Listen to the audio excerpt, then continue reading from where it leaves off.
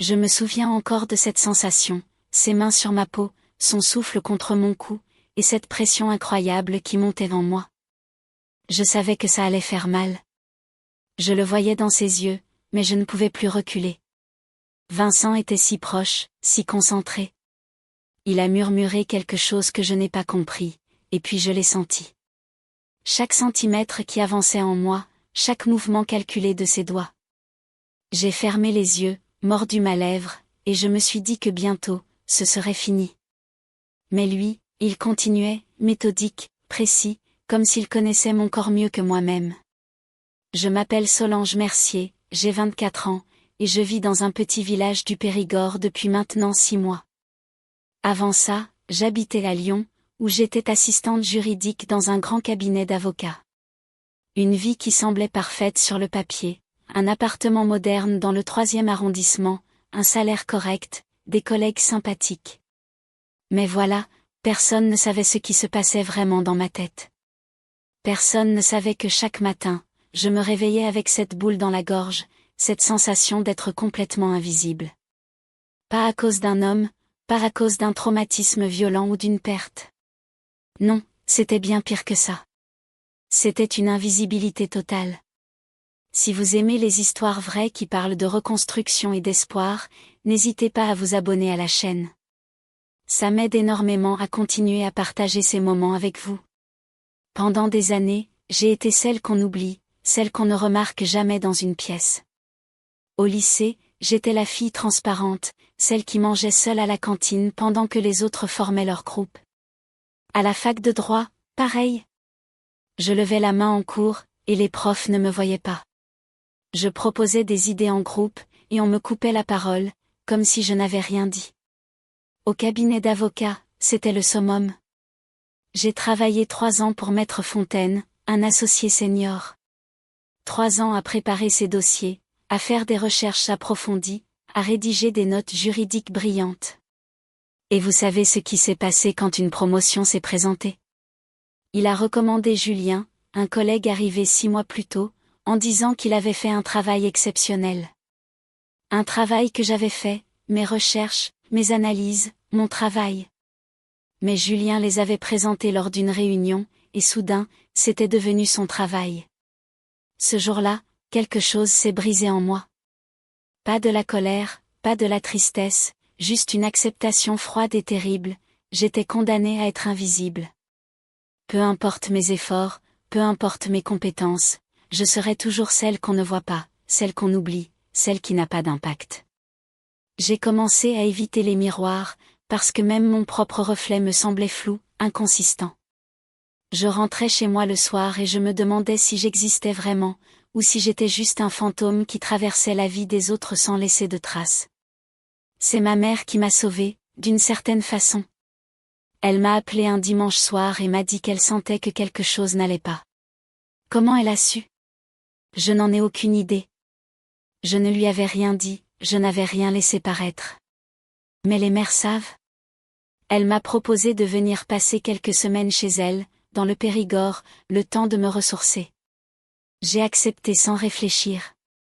J'ai démissionné du cabinet par email, rendu mon appartement, et je suis partie comme ça, sans plan, sans projet, juste avec l'envie de disparaître complètement, puisque, de toute façon, personne ne remarquerait mon absence. Le village s'appelle Saint-Cyprien, un petit coin perdu entre les collines et les forêts de châtaigniers. Ma mère y a acheté une vieille maison en pierre il y a 10 ans, après son divorce. Elle y fait des chambres d'hôtes pour les touristes l'été et peint le reste du temps, des aquarelles de paysages périgourdins qu'elle vend sur les marchés locaux. Une vie tranquille, loin du bruit de la ville. Au début, je pensais rester 1 mois, peut-être 2, mais les semaines ont passé, et je n'avais aucune envie de repartir.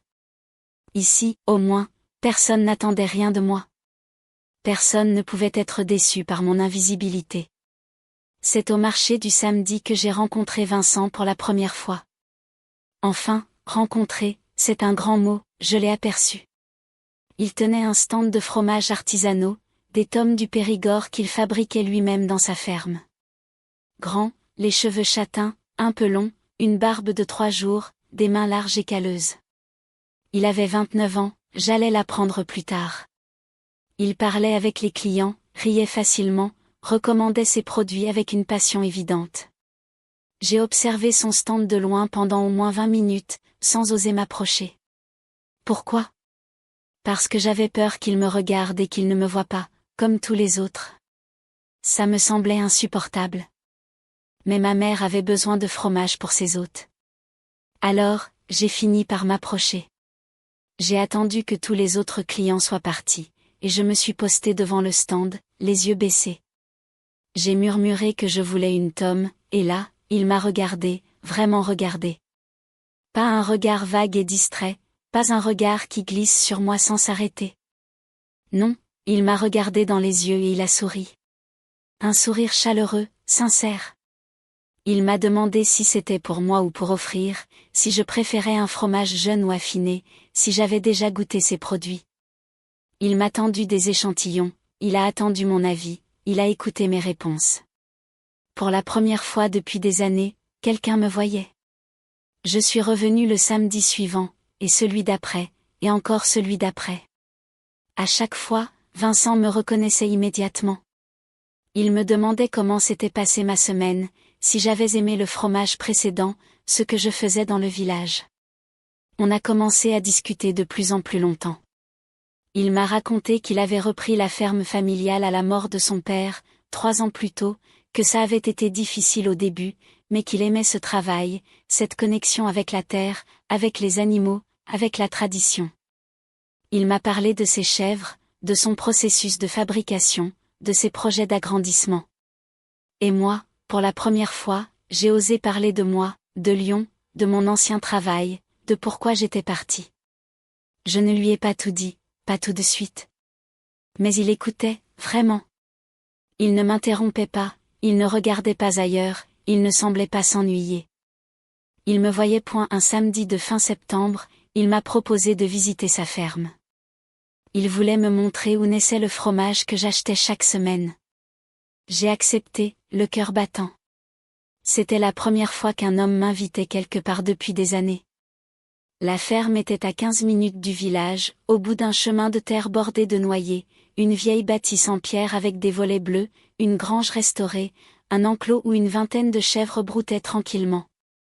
Vincent m'a tout montré avec une fierté évidente, la fromagerie avec ses cuves en inox, la cave d'affinage où les tomes mûrissaient sur des étagères en bois, le potager où il cultivait les herbes qu'il ajoutait parfois à ses fromages. C'était un monde à part, un monde où tout avait du sens, où chaque geste comptait. On a passé l'après-midi ensemble. Il m'a fait goûter ses nouveaux essais, on a parlé de tout et de rien, il m'a appris à nourrir les chèvres. À un moment, il m'a regardé et m'a dit quelque chose que je n'oublierai jamais. Il m'a dit que j'avais une façon spéciale de regarder les choses, une douceur dans mes observations que peu de gens avaient, que je remarquais des détails que personne d'autre ne voyait. Moi, qui passais ma vie à ne pas être remarquée, j'étais celle qui remarquait les détails. C'était tellement ironique que j'ai failli éclater en sanglots. Les semaines suivantes, on s'est vu de plus en plus souvent, pas seulement au marché, mais aussi à la ferme, au village, lors de balades dans la forêt.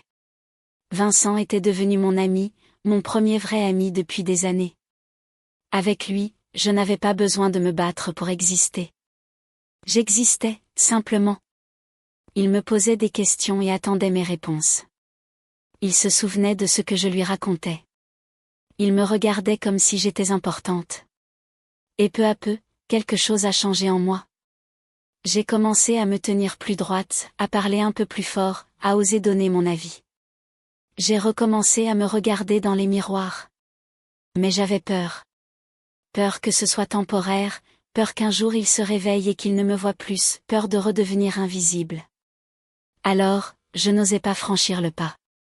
Même quand nos mains se frôlaient, même quand nos regards se croisaient un peu trop longtemps, même quand je sentais cette tension entre nous, je me disais que si je tentais quelque chose, si je montrais mes sentiments, il me rejetterait, et alors je redeviendrais ce fantôme que j'avais toujours été. Puis il y a eu ce jour de novembre.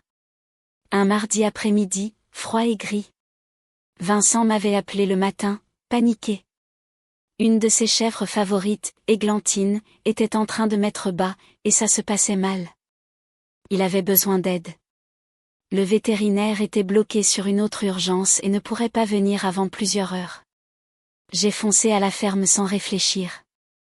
Quand je suis arrivée, Vincent était dans l'enclos, agenouillé à côté d'Églantine, qui gémissait de douleur. Il y avait du sang, beaucoup de sang. Le chevreau était mal positionné et ne pouvait pas sortir. Vincent m'a regardé avec des yeux paniqués. Il m'a dit qu'il devait intervenir manuellement, repositionner le chevreau de l'intérieur pour permettre la mise bas, mais qu'il ne pouvait pas le faire seul. Il avait besoin que je tienne Églantine, que je la calme, que je l'empêche de bouger pendant qu'il travaillait. J'ai hoché la tête, le cœur battant. Je n'avais jamais fait ça. Je n'avais aucune expérience avec les animaux. Mais Vincent avait besoin de moi. Pour la première fois de ma vie, quelqu'un avait vraiment besoin de moi. Je me suis agenouillée à côté d'Églantine. J'ai posé mes mains sur son flanc tremblant. J'ai murmuré des mots doux à son oreille. Vincent s'est placé derrière elle. Il a pris une grande inspiration et il a commencé. J'ai vu ses mains disparaître. J'ai entendu Églantine gémir plus fort. Vincent était concentré, les mâchoires serrées. Il cherchait le chevreau à tâtons, essayait de le repositionner. Ses avant-bras étaient couverts de sang et de fluide. Il transpirait malgré le froid. Il murmurait des encouragements à Églantine, à lui-même, peut-être à moi aussi. Alors, il a dit quelque chose en français, une instruction technique que je n'ai pas comprise sur le moment. Et puis, il a poussé fort. Églantine a crié, s'est débattue. J'ai serré plus fort, continué à murmurer, les larmes aux yeux. Vincent n'arrêtait pas. Il a fait ce qu'il devait, et je l'ai supporté en silence, parce que je savais que c'était nécessaire, parce que je savais qu'il essayait de sauver cette vie, parce que je lui faisais confiance. Et soudain, il a retiré ses mains et il a dit que c'était bon, que le chevreau était en position. 2 minutes plus tard, une petite chose mouillée et tremblante glissait sur la paille. Un chevreau vivant, minuscule, fragile, mais vivant. Et Églantine s'est mise à le lécher immédiatement, épuisée mais déjà maternelle. Vincent et moi, on était assis dans la paille, couverts de sang et de sueur, en train de pleurer de soulagement. Il m'a regardé et il a dit, « Merci, merci d'être venu, merci d'avoir tenu bon, merci d'avoir été là. » Et moi, je l'ai regardé aussi, et j'ai réalisé quelque chose. Je venais de vivre le moment le plus intense, le plus réel, le plus important de toute ma vie. J'avais compté, j'avais eu un impact. Sans moi, Vincent n'aurait peut-être pas réussi. Sans moi, Églantine et son chevreau seraient peut-être morts. J'avais été vue. J'avais été nécessaire. J'avais existé. On est resté là pendant 1 heure, à regarder le chevreau essayer de se mettre debout sur ses pattes tremblantes. Vincent a passé son bras autour de mes épaules, et je me suis appuyée contre lui. On ne parlait pas. On n'avait pas besoin de parler. Quelque chose venait de se passer entre nous, quelque chose de profond et d'irréversible. Puis, alors qu'on se relevait pour aller se laver, Vincent m'a attrapé la main. Il m'a tiré vers lui, et nos visages se sont retrouvés à quelques centimètres l'un de l'autre. Il m'a regardé dans les yeux et m'a demandé si je savais à quel point j'étais importante pour lui, si je savais que, depuis le premier jour au marché, il ne pouvait plus penser à autre chose qu'à moi, que je hantais ses pensées, ses nuits, ses matins, que chaque samedi. Il attendait mon arrivée avec une impatience d'adolescent, que j'avais changé sa VIE.J et ne savait pas quoi répondre. Alors, j'ai fait la seule chose qui me semblait juste. Je l'ai embrassé. Un baiser doux, tremblant, maladroit. Un baiser qui goûtait les larmes, le sang et la vie. Le premier vrai baiser de ma vie, celui où j'étais vraiment présente, vraiment là, vraiment vue. Les mois suivants ont été les plus beaux de mon existence. Vincent et moi sommes devenus inséparables. Je passais mes journées à la ferme, à l'aider avec les chèvres, avec le fromage, avec tout. Il m'a appris son métier, patiemment, avec cette douceur qui le caractérisait. Et moi, je lui ai appris à voir le monde autrement, à remarquer ces petits détails que personne d'autre ne voyait. On formait une équipe parfaite. Mais ce n'était pas seulement ça. Vincent continuait à me voir, chaque jour, à chaque instant. Il remarquait quand j'avais changé de coiffure, quand j'étais fatiguée, quand quelque chose me tracassait. Il écoutait mes histoires, mes rêves, mes peurs. Il me posait des questions sur mon passé, sur Lyon, sur cette invisibilité qui m'avait tant fait souffrir. Et il me répétait, encore et encore, que j'étais la personne la plus visible qu'il ait jamais connue, que je brillais, que je laissais une empreinte partout où je passais. Un soir de printemps, 6 mois après l'histoire d'Églantine, on était assis sur le perron de la ferme, à regarder le soleil se coucher derrière les collines. Le chevreau qu'on avait sauvé, qu'on avait appelé Miracle, gambadait dans l'enclos avec les autres. Vincent m'a pris la main et m'a dit qu'il voulait me montrer quelque chose. Il m'a emmené dans la grange, vers un coin que je ne connaissais pas. Là, sur une étagère, il y avait une petite boîte en bois. Il l'a ouverte et en a sorti un objet enveloppé dans du tissu. C'était un seau ancien en fer forgé, avec mes initiales gravées dessus, SM, Solange Mercier. Il m'a expliqué qu'il l'avait fait fabriquer par un forgeron du village, que c'était pour la fromagerie, pour que je puisse apposer ma marque sur les tomes qu'on fabriquait ensemble, parce que, selon lui, j'étais devenue aussi essentielle à cette ferme qu'il l'était, parce que mon travail, mes idées, ma présence méritait d'être reconnue, d'être vue. J'ai pleuré, pas de tristesse, mais de joie, de soulagement, de gratitude. Toute ma vie, j'avais cherché à exister, à laisser une trace, à être reconnue. Et là, dans cette grange qui sentait le foin et le fromage, avec un homme qui me regardait comme si j'étais la chose la plus précieuse au monde, j'avais enfin trouvé ma place. Je l'ai senti jusqu'au bout, cette sensation d'exister pleinement, d'être vue complètement, d'avoir enfin un impact réel sur le monde qui m'entourait. Aujourd'hui, 1 an après mon arrivée dans le Périgord, je suis toujours là. La ferme est devenue ma maison. Vincent est devenu mon partenaire, dans tous les sens du terme. On a même commencé à développer une nouvelle gamme de fromages aux herbes, une idée qui était la mienne et qui porte mon nom sur l'étiquette, Solange Garden. Ma mère dit que je suis méconnaissable, que je rayonne, que je suis enfin devenue la personne que j'étais censée être. Et vous savez ce que je dis aux gens qui se sentent invisibles, à ceux qui ont l'impression de traverser la vie sans laisser de traces? Je leur dis que, quelque part, il y a quelqu'un qui les verra, vraiment, pas pour ce qu'ils font ou ce qu'ils produisent, mais pour ce qu'ils sont. Quelqu'un qui remarquera les détails que personne d'autre ne voit, qui les écoutera vraiment, qui leur donnera une place, une marque, une reconnaissance. Il faut juste avoir le courage de rester, de ne pas disparaître complètement, de continuer à exister, même quand tout nous pousse à nous effacer. Parce qu'un jour, quand on s'y attend le moins, peut-être dans un marché de village, peut-être lors d'une urgence avec une chèvre qui m'ébat, on rencontrera cette personne. Et alors, on sentira enfin ce que ça fait d'exister vraiment.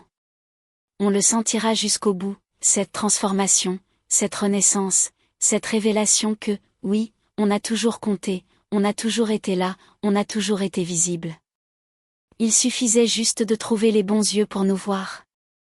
Ce jour-là, dans l'enclos avec Églantine et son chevreau, quand Vincent a fait ce qu'il devait faire et que je l'ai supporté en silence, ce n'était pas seulement pour sauver une vie animale, c'était pour sauver la mienne aussi, pour me prouver que j'étais capable d'être là, d'être présente, d'être forte, d'être vue. Et depuis ce jour, je ne me suis plus jamais sentie invisible.